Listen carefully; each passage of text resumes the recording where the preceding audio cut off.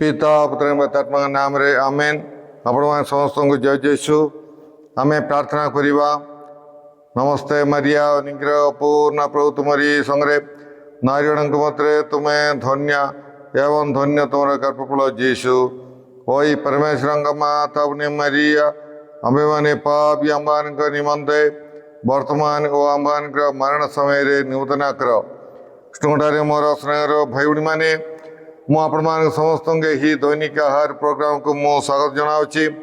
आज हूँ एप्रिल मास 4 तारिख प्रभु यीशु कृष्ण पुनरुत्थान पर्व।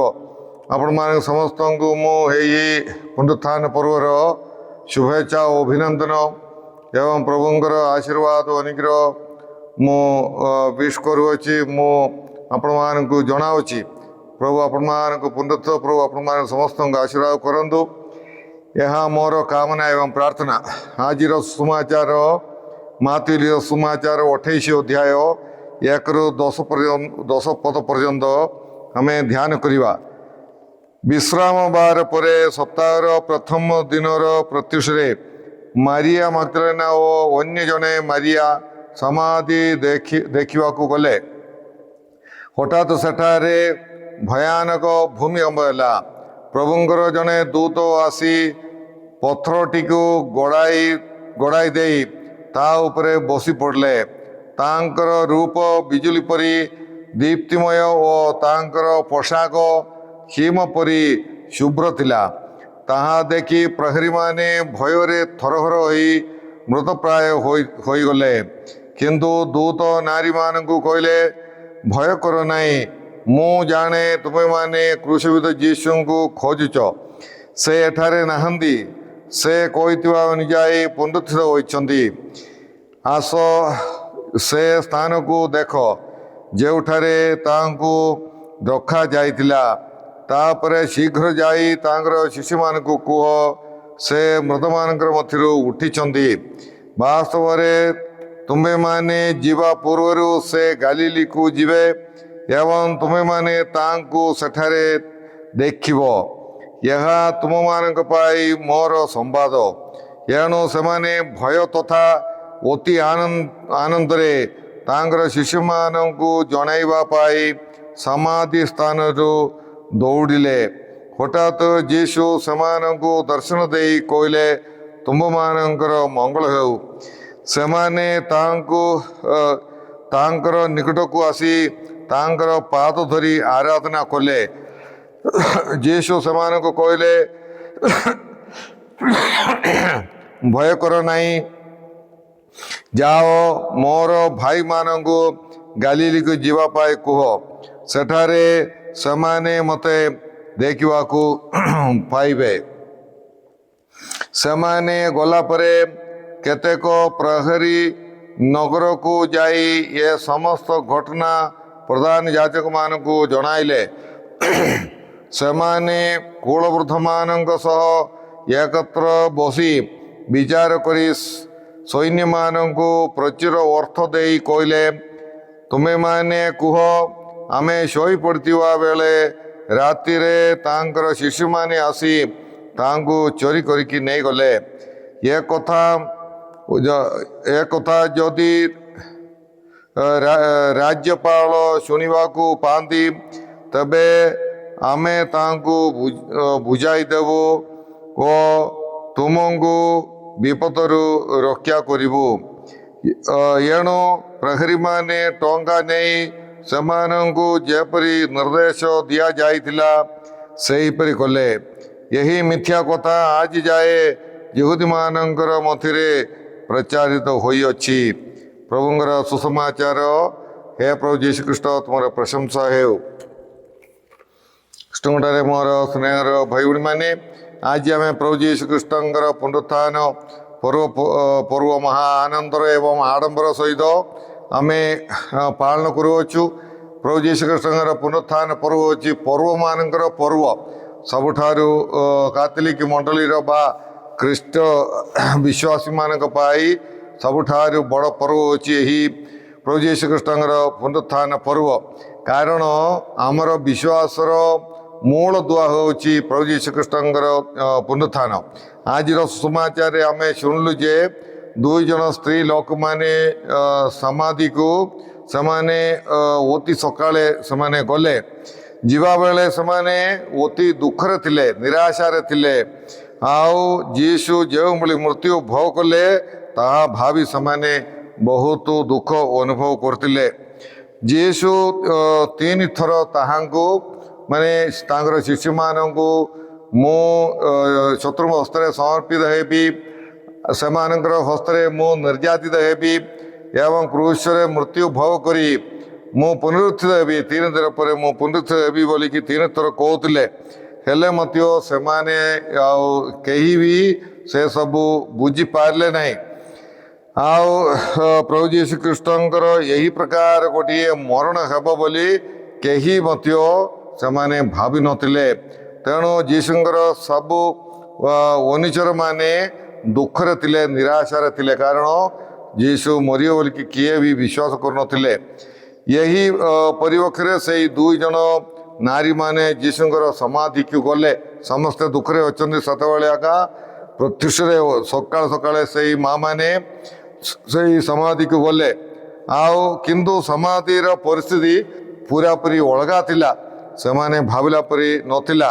ସେମାନେ ସେଠାରେ ଜଣେ ଦେବଦୂତଙ୍କୁ ଦେଖିଲେ ଏବଂ ସେ ସେମାନଙ୍କୁ କହିଲେ, ଯୀଶୁ ତୁମକୁ କହିଥିବା ପରି ପ୍ରଭୁ ଯୀଶୁ ଖ୍ରୀଷ୍ଟ ପୁନରୁତ୍ଥିତ ହୋଇଅଛନ୍ତି।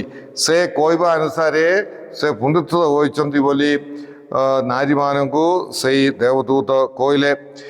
ଏହା ଶୁଣି ନିରାଶାରେ ଓ ଦୁଃଖରେ ଥିବା ଯୀଶୁଙ୍କର ସମାଧିକୁ, ନିରାଶାରେ ଏବଂ ଦୁଃଖରେ ଯୀଶୁଙ୍କର ସମାଧିକୁ ଆସିଥିବା ସେଇ ନାରୀମାନେ ଆନନ୍ଦରେ ଫେରିଗଲେ। ଆଶାର ସହିତ, ଆନନ୍ଦର ସହିତ ସେମାନେ ସେମାନଙ୍କର ଘରକୁ ଫେରିବାଟା ଆମେ ଦେଖିପାରିବା। ପରିସ୍ଥିତି ପୁରାପୁରି ବଦଳିଗଲା। ଦୁଃଖରେ ଥିବା ଲୋକମାନେ ଆନନ୍ଦ ଉପଭୋଗ କରିବାକୁ ଆରମ୍ଭ କଲେ। ସେମାନଙ୍କର ଦୁଃଖ ଆନନ୍ଦରେ ପରିଣତ ହେଲା। ଏବଂ ଯେଉଁମାନେ ଯୀଶୁ ହାରିଗଲା ବୋଲିକି ଭାବୁଥିବା ଯୀଶୁ ସମସ୍ତଙ୍କୁ ମାନେ ପରାସ୍ତ କରି ସେ ଉଠିଲେ। ଯୀଶୁଙ୍କର ପୁନରୁତ୍ଥାନ ସାରା ମନୁଷ୍ୟ ଜାତିର ଜୀବନରେ ଆଶା ସଞ୍ଚାର କରେ ଓ ଆନନ୍ଦରେ ପୂର୍ଣ୍ଣ କରେ ଆମ ସମସ୍ତଙ୍କୁ। ଏଇଟା ହେଉଛି ପୁନରୁତ୍ଥାନ ପର୍ବର ମୁଖ୍ୟ ବିଷୟ, ଯେ ପୁନରୁତ୍ଥାନ ଆମ ସମସ୍ତଙ୍କର ଜୀବନରେ ଆଶା ସଞ୍ଚାର କରେ। ଏହା ଆମେ କେବେ ଭୁଲିବାକୁ ନାହିଁ, କାରଣ ଯୀଶୁ ପାପକୁ, ମରଣକୁ ଏବଂ ଶୈତାନକୁ ସେ ପରାସ୍ତ କରି ଆମ ସମସ୍ତଙ୍କର ପାଇଁ ଅନନ୍ତ ଜୀବନର ଦ୍ୱାର ସେ ଖୋଲି ଦେଇଅଛନ୍ତି। ତେଣୁକରି ଆଦାମ ଏବାଙ୍କର ପାପ ଦ୍ୱାରା, ମନୁଷ୍ୟ ଜାତିର ପାପ ଦ୍ୱାରା ଏହି ଅନନ୍ତ ଜୀବନର ଦ୍ୱାର ବନ୍ଦ ହୋଇଥିଲା। କିନ୍ତୁ ଯୀଶୁ ତାଙ୍କର ମୃତ୍ୟୁ ଦ୍ୱାରା, ପୁନରୁତ୍ଥାନ ଦ୍ୱାରା ସେଇ ଅନନ୍ତ ଜୀବନର ଦ୍ୱାର ଖୋଲିଦେଲେ। ଆଉ ଏହା ଆମ ସମସ୍ତଙ୍କ ପାଇଁ ଗୋଟିଏ ଆଶା, ଆମର ଜୀବନରେ ଆଶା ସଞ୍ଚାର କରେ। ମୃତମାନଙ୍କର ମଧ୍ୟରୁ ପୁନରୁତ୍ଥିତ ହୋଇଥିବା ଯୀଶୁ ଆମମାନଙ୍କୁ ଗୋଟିଏ ନୂତନ ଆଶା ପ୍ରଦାନ କରେ। ଆମ ସମସ୍ତଙ୍କର ଜୀବନରେ ନୂତନ ଆଶା ପ୍ରଦାନ କରୁଛି ଯୀଶୁଙ୍କର ପୁନରୁତ୍ଥାନ। ଆଉ ଯୀଶୁଙ୍କର ପୁନରୁତ୍ଥାନ ହେଉଛି ଆମ ସମସ୍ତଙ୍କର ବିଶ୍ୱାସର ପୁନାଦି। ଯୀଶୁ ଯାହା କହିଲେ ଏବଂ କଲେ ସେ ସବୁ ସତ୍ୟ ବୋଲିକି ପୁନରୁତ୍ଥାନ ପ୍ରମାଣ ଦିଏ। ଯୀଶୁ ଯାହା କହୁଥିଲେ ସେ ସବୁ ସତ୍ୟ ବୋଲିକି ଏହା ପ୍ରମାଣ ଦିଏ। ଏଇଟା ଗୋଟେ ଜଣେ ଲେଖିକି ସିଗ୍ନେଚର କଲା ପରି ସବୁକିଛି ସେ ଯୀଶୁ ପ୍ରମାଣ ଦେଉଛନ୍ତି, ଏସବୁ ସତ। ଆଉ ଯୀଶୁ ଜୀବିତ, ଆଉ ସେ କେବେ ଆଉ ମରିବେ ନାହିଁ। ଯୀଶୁଙ୍କୁ କିଏ ବି ମାରିପାରିବେ ନାହିଁ। ସେ ଆମ ସାଙ୍ଗରେ ଅଛନ୍ତି, କାରଣ ଯୀଶୁ ଜୀବିତ। ତେଣୁକରି ସେ ଆମର ଯୀଶୁ କହିଲା ପରି ଜଗତର ଶେଷ ପର୍ଯ୍ୟନ୍ତ ମୁଁ ତୁମ ସାଙ୍ଗରେ ଥିବି। ଯୀଶୁ ଆମ ସାଙ୍ଗରେ ଅଛନ୍ତି, କାରଣ ସେ ଉଠିଛନ୍ତି। ସେ ମରିକି ମାଟି ହେଇନାହିଁ। ଆଉ ତାଙ୍କର ଉପସ୍ଥିତିକୁ ଆମେ ସବୁବେଳେ ଆଉ ସବୁ ପରିସ୍ଥିତିରେ ଆମେ ଅନୁଭବ କରିବା ପାଇଁ ଆମେ ଚେଷ୍ଟା କରିବା। ସମସ୍ତେ ଯେତେବେଳେ ଆମକୁ ତିରସ୍କାର କରନ୍ତି, ରୋଗର ସମୟରେ, କଷ୍ଟ ଦୁଃଖର ସମୟରେ, ଅଭାବ ଅସୁବିଧା ସମୟରେ, ଦୁଃଖ କଷ୍ଟ ସମୟରେ, ରୋଗ ବିମାର ସମୟରେ, ସବୁବେଳେ ପ୍ରଭୁ ଆମ ସାଙ୍ଗରେ ଅଛନ୍ତି। ସେ ଏହା ଆମେ ଅନୁଭବ କରିବା ପାଇଁ ଆମେ ଚେଷ୍ଟା କରିବା। ଆମର ଜୀବନରେ ଆସୁଥିବା ସବୁ ସହନର मूल्य रही बोलिकी प्रभु जीशु कृष्ण पुनरुत्थान आम मानू शिक्षा दिए सब जीशु शोला पर आमर जीवन में मत आम शोवा पड़ पारे किंतु यह केबे यही सहन बेकार हेब नहीं बोलिकी प्रभु जीशु कृष्ण सहन एवं पुनरुत्थान आम मानू शिक्षा दिए तेणुक आम आशार सहित आम शोले मत आम आशार सहित जीवन यापन करवा निराशार पड़ा ना आमर जीवन मरण रे शेष हो नहीं बोलिकी जीशुर पुनरुत्थान आम मानू शिक्षा दिए आमर यही दुख कष्ट आमको गौरव को नेब बोलिकी प्रभु जीशु कृष्ण पुनरुत्थान आम मानू शिक्षा दिए आमर जीवन जिते दुख आसिले से सब गोटे दिन शेष हम गोटे दिन शेष हम एवं आम जीशु संगे पुनरुत्थित होइकी अनंत सुख लाभ करवा बोलिकी प्रभु जीशु कृष्ण पुनरुत्थान आम मानू शिक्षा दिए आम आशार जिते जहाँ समस्या थिले आम आशार सहित जीवन यापन करवा गोटे दिन मु जीशु संगे मु पुनरुत्थित हेबी जीवित हेबी मु जीशु संगे जीवन यापन करी जोठारे दुख नथिबो कष्ट नथिबो सेही स्वर्ग रे मु प्रवेश करि पारिबी बोलिकी आमे आशार सहित आमे जीवन यापन करवा सेहीपरि सत्य सब बेले जितिबो मिथ्या अल्प समय पाई जीति पारे किंतु सत्य जिहुदी लोक माने भाविले जिहुदी नेता माने भाविले सब किछि शेष हैला जीशु को पुति देले सब शेष हैला बोली से भाविले किंतु शेष नाई केवल ताहा केवल आरंभ थिला तेणुक सत्य को किए भी परास्त करि पारिबा नाई बोली जीशुर पुनरुत्थान आंब मानू शिक्षा दिए सेहीपरि पवित्रता जितिबो अपवित्रता पाप ये मंद ये सबू हारीजीव एवं पवित्रता सब बेले जितिबो बोलिकी जीशुर पुनरुत्थान आम मानू शिक्षा दिए सेहीपरि ईश्वरंकर जहाँ योजना अच्छी से सबू परिशेष रे ईश्वरंकर जहाँ योजना अच्छी ताहा ही तिष्ठिबो बाकी मनुष्यर योजना नहीं किंतु ईश्वरंकर योजना सबु बेले तिष्ठिबो सदा बेले पाई रहिबो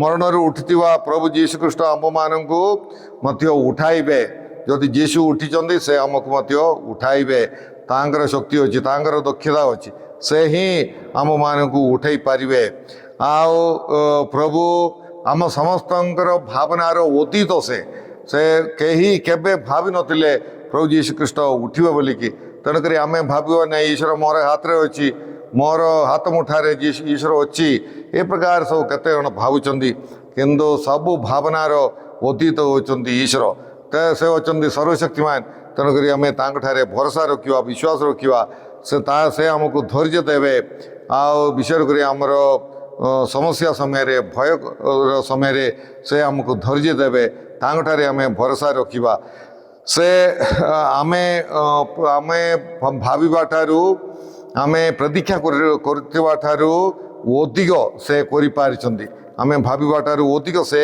करि पारिबो बोलिकी प्रभु जीशु कृष्णर पुनरुत्थान आंब मानू शिक्षा दिए प्रभु पुनरुत्थित होइतिबा प्रभु आपण मानक समस्त आशीर्वाद प्रदान करंतु आमेन आमे प्रार्थना करिबा हे प्रभु परमेश्वर पुनरुत्थित जीशुंकर बापा हे प्रभु आंबे माने तुमको धन्यवाद देवछु कारण तुम प्रियत जीशु कृष्ण यही जगत को आसी मृत्यु भोग करी से पुनरुत्थित आंब मानू परित्राण आनीदे से पिता आमे तुमको धन्यवाद देवछु जीशु आनीदे परित्राण पाइबाई सारा मनुष्य आदि को तुम्हें साहाय्य करो बापा यही प्रोग्राम देखुवा समस्त को तुम्हें आशीर्वाद करो दुखरे थिबा लोक मानकर दुख तुम्हें दूर करो प्रभु से नारी माने जो भाई दुखरे निराशारे आसुतिले सेमानकर दुख निराशा तुम्हें दूर कल से एवं आनंद रे आशारे तुम्हें पूर्ण कल से समस्त को तुम्हें आशारे समझार समान को पूर्ण करो से आनंद रे पूर्ण करो प्रभु